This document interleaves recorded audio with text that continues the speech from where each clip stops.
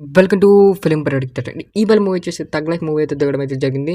ఇందులో star cast వచ్చేసి మీ అందరికీ తెలిసిందే కమల్ హాసన్ గారు అండ్ మనకైతే త్రిష గారు అండ్ మనకొచ్చేసి సింబు గారు అనమాట. అండ్ ఈ మూవీ డైరెక్టర్ వచ్చేసి మీ అందరికీ తెలిసిందే మనకైతే మణిరత్నం గారు అనమాట.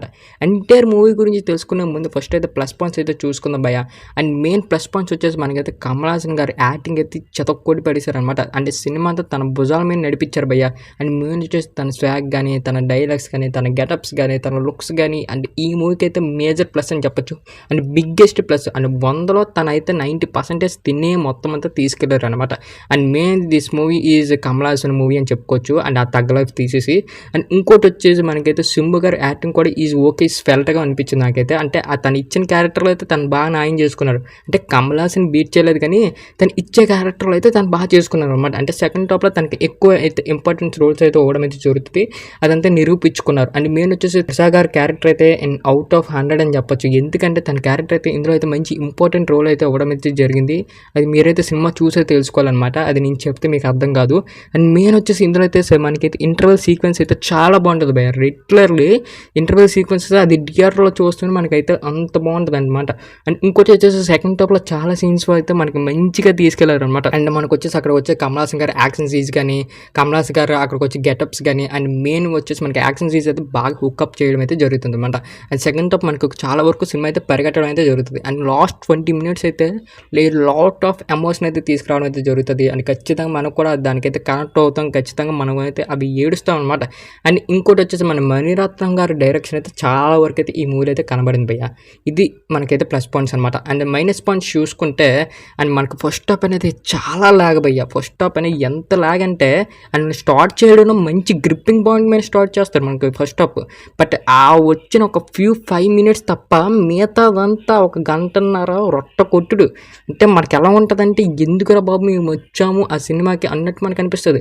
రెగ్యులర్లీ చాలా స్లో నేర్చుకుని తాగుతుంది మన ఫస్ట్ హాఫ్. ఎప్పుడైతే ఆ ఇంటర్వెల్ సీక్వెన్స్ వస్తుందో అమ్మయ్య ఊపిరిలో వచ్చిందిరా అన్నట్టు మనకు అనిపిస్తుంది తప్ప అప్పటి వరకైతే ఎవడైతే జండు బొమ్మ తెచ్చుకుంటాడో అలా రాసుకున్నాడు రుద్దుకోవడమే జండు బొమ్మ అంత మన ఫస్ట్ హాఫ్ అనేది లాగలా ఉంటుంది అనమాట.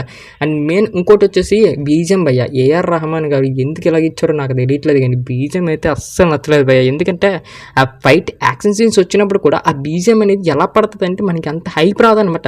అండ్ మెయిన్ ఒక యాక్షన్ సీన్ పడుతుందంటే అక్కడ హైప్ ఎందుకు వస్తుంది? ఒక బీజిఎం వల్ల వస్తుంది మనకి. బట్ ఆ బీజిఎం అనేది ఇందులో చాలా స్లో డౌన్ అయింది. నాకు ఎక్కడ బీజిఎం అనేది నచ్చలేదు. ఆ సాంగ్స్ ఎందుకు పెట్టారో తెలియదు. ఏదో ఇరిగిచ్చి పెట్టినట్టు అనిపించింది. కానీ ఆ సాంగ్స్ అయితే సినిమాలో అయితే చాలా వరకు అయితే సాంగ్స్ వేస్ట్ పోయి తీసేయడం బెటర్ అనిపించింది నాకు. ఇంకోటి వచ్చేసి మనకి సెకండ్ టాప్లో కూడా చాలా వరకు ఫ్యూ ల్యాక్ సీన్స్ ఉంటాయి. బట్ ఎప్పుడైతే ఆ ఫైట్ సీన్స్ ఇవన్నీ ఇంక్లూడ్ చేసారో మన సెకండ్ టాప్ అనేది అలా నీట్గా వెళ్ళిపోతుంది అనమాట. బట్ లైట్గా మనకు ల్యాక్ సీన్స్ అయితే ఉంటుంది అనమాట. అండ్ మెయిన్ మణిరత్నం గారి డైరెక్షన్లో ప్రాబ్లం ఏంటి భయ్యా అంటే సినిమా అనేది తన స్టోరీ ఒక పాయింట్ని పట్టుకుంటాడు భయ్య. ఇందులో మైనస్ ఏంటంటే మెయిన్ స్టోరీ ప్లాట్. అంటే స్టోరీ ప్లాట్ చిన్నదే బట్ ఆ మూవీ అంతా సాధిస్తారు అనమాట. ఆ మూవీ వచ్చేసి మనకి అరౌండ్ 2 గంటల 40 నిమిషాలు ఉంది.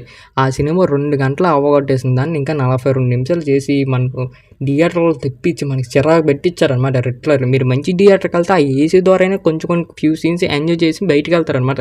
అంటే చాలా వరకు ఎక్కువ లాగ్నెస్ ఈ మూవీలో అయితే కలిపారనమాట. ఆ 42 నిమిషాలు మైనస్ చేసుకొని 2 నిమిషాలు దింపుంటే యాక్చువల్లీ ఈ మూవీ అయితే ఇంకా బాగున్ను. అందుకే నాకు లైట్గా ఎఫెక్ట్ నాకైతే లాగ్లాగా అనిపించింది.